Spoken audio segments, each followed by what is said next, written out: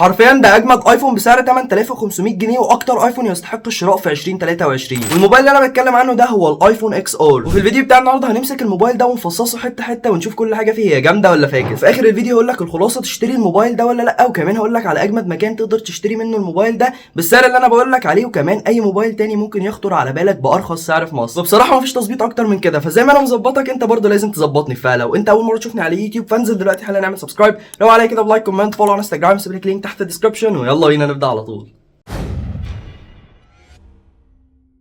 اول حاجه جامده قوي هنا في الموبايل ده وهي الديزاين بتاعه. زي ما انت شايف كده التصميم بتاع الموبايل هنا شكله جامد قوي، وشكله سيمبل جدا من بعيد كده، اول مره تشوفه فيها هتحبه بكل الالوان بتاعته، بالذات اللون الاحمر اللي معايا ده. بجد يا جماعه اللون ده عظيم جدا، وبجد ده من اكتر الالوان اللي حببتني في التصميم بتاع الموبايل هنا ده. بعيدا بقى كمان عن الماتيريالز بتاعه الموبايل هنا، الماتيريالز بتاعه الموبايل ده جايه من الازاز، والازاز ده فخم جدا. انت اول ما تمسك الموبايل كده مش هتحس اطلاقا ان هو موبايل ب 8500 جنيه. وبعيدا عن كده فعايز اقول لك ان الماسكه بتاعه الموبايل مريحه جدا، هو مش الموبايل الصغير خالص ولا كمان الموبايل الكبير قوي اللي انت مش هتعرف تمسكه زي مثلا الايفون 14 برو ماكس، لا هو موبايل حجمه متوسط كده، وكمان بتقدر تمسكه بايد واحده باريحيه كبيره جدا. الميزه الثانيه اللي موجوده هنا في الايفون اكس ار وهي الكاميرات بتاعته. الموبايل هنا جايب كاميرا خلفيه واحده 12 ميجا بكسل، وكاميرا سيلفي واحده برده بتكون 7 ميجا بكسل. وعايز اقول لك ان تجربه التصوير بالكاميرا الخلفيه او حتى كمان الكاميرا السيلفي في حته ثانيه خالص في الفئه السعريه دي. مفيش موبايل فيه كاميرا بتقدر تتفوق على الصور اللي طالعه من كاميرا الموبايل ده، سواء الكاميرا الخلفيه او حتى كمان الكاميرا السيلفي. بيطلعوا لك كميه صور جامده قوي.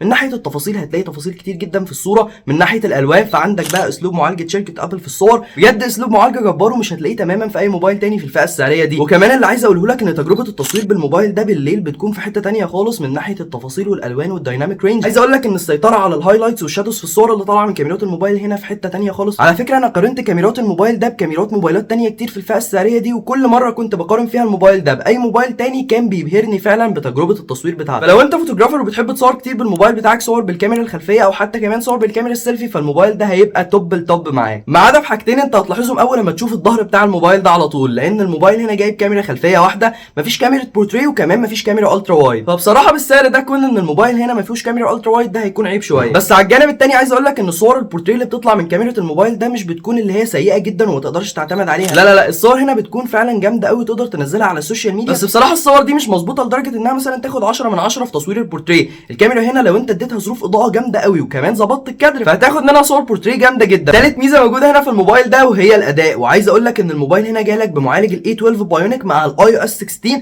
حرفيا انت هتكون ماسك كده موبايل طياره في الفئه السعريه دي. اي موبايل اندرويد في الفئه السعريه بتاعه الموبايل هنا اللي في حدود مثلا من 8000 لحد 10000 جنيه بيكون جايلك بمعالج السناب دراجون 778 جي. وعايز اقول لك ان المعالج ده لا يرتقي لانه يتقارن بالمعالج الاي 12 بايونيك اللي موجود هنا في الموبايل. عايز اقول لك ان انت لو استخدامك تقيل وبتحب تتنقل كتير ما بين الابلكيشنز في الخلفيه وتفتح كل الالعاب وتتنقل ما بينهم، الموبايل هنا هيتنقل ما بين كل الحاجات دي بكل سرعه وسلاسه ومش هيقول لك لا، وفعلا هيسد معاك في كل حاجه. وكمان لو انت جيمر عايز اقول لك ان الموبايل هنا لعبه زي لعبه ببجي اللي بتكون تقيله جدا على الموبايل هنا بيشغلها لك على 60 اف بي اس مستريح تماما من غير دروب في الفريمات ولا اي لاج. فاوفر اول الاداء بتاع الموبايل هنا سواء انت جيمر او حتى كمان استخدامك تقيل وبتحب تتنقل ما بين الابلكيشنز كتير في الخلفيه، فالموبايل هنا هيسد معاك بكل بساطه. الميزه الرابعه وهي الفيس اي دي. عايز اقول لك ان الفيس اي دي هنا من اسرع وسائل الامان اللي انت ممكن تعتمد عليها، ومن اكتر وسائل الامان اللي انت ممكن تعتمد عليها فعلا ان هو ما بيغلطش تماما. وكمان لو غلط فدي بتكون غلطه منك انت ان انت حاطه في ظروف وحشه جدا ان هو المفروض ما يفتحش. بس على فكره في هنا حاجه مزعلاني جدا من شركه ابل، وهي ان للاسف الموبايل هنا لو الفيس اي دي بتاعه غلط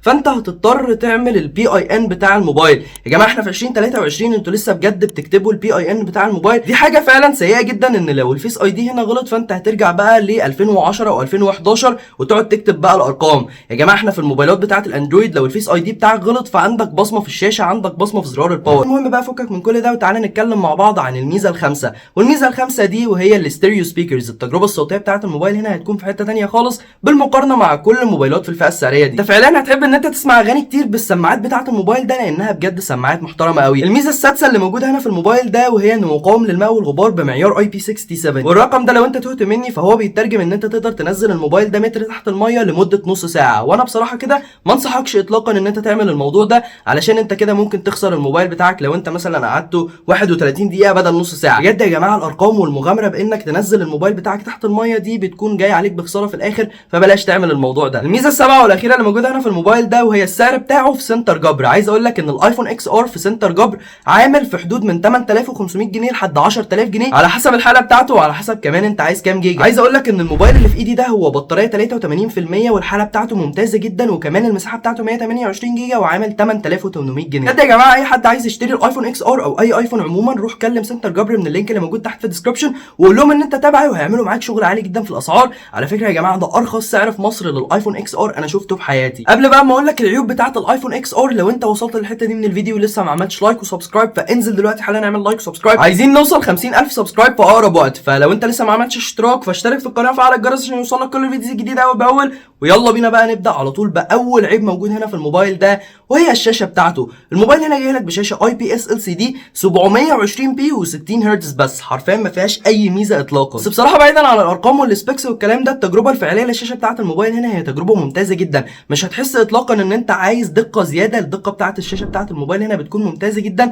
مش هتحس برضو اطلاقا انها شاشه اي بي اس تعبانه. لو انت هتقارن الشاشه الاي بي اس اللي موجوده هنا في الموبايل ده باي شاشه ثانيه فعايز اقول لك ان الشاشه هنا هتكون محترمه جدا، وممكن كمان تتفوق على اي شاشه سوبر اموليد في الفئه السعريه دي. لو هي كانت شاشه سوبر اموليد تعبانه، الشاشه هنا هتكون الالوان بتاعتها ممتازه جدا، زوايا الرؤيه بتكون كويسه قوي. التعليق الوحيد اللي انا ممكن احس ان فعلا الشاشه دي هتكون عيب فيها قوي وهي حته الحواف. زي ما انت شايف كده الحواف بتاعت الشاشه بتكون كبيره حبتين. في 2023 ما بقاش فيه خالص النوتش الكبيره دي ولا حتى كمان الحواف الكبيره دي. بس بصراحه في ناس ممكن تتقبل الموضوع ده، وانا شخصيا بعد تجربه الموبايل ده لفتره طويله اقدر اقول لك ان انا اتعودت عليها بعد اسبوع تقريبا من الاستخدام. العيب الثاني اللي موجود هنا في الموبايل ده وهي البطاريه. عايز اقول لك ان البطاريه بتاعت الموبايل هنا هي 2940 ملي امبير اور. بجد انا عايز حد يقنعني ايه الرقم ده، يعني هي لا 3000 ملي امبير ولا حتى كمان 2500، هي رقم كده غريب جدا 2940 ملي امبير. عايز اقول لك ان انت لو استخدامك خفيف خالص على الموبايل فانت برضه هتضطر تشحنه مره في نص اليوم، اما بقى لو انت استخدامك تقيل فانت ممكن تشحنه من مرتين لثلاثه في اليوم. لو انت جيمر ومش بتسيب الموبايل من ايدك خالص ودايما 24 ساعه قاعد بتلعب عليه، فالموبايل هنا فعليا انت 24 ساعه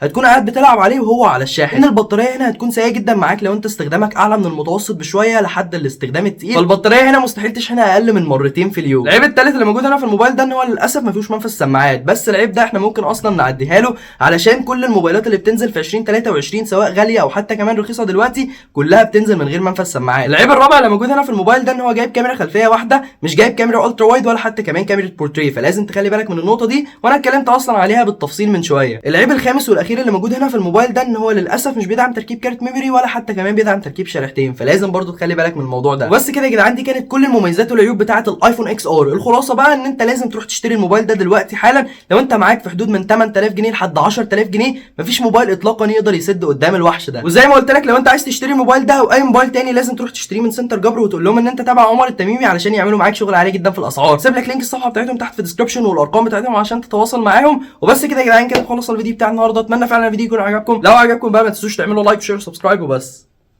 سلام.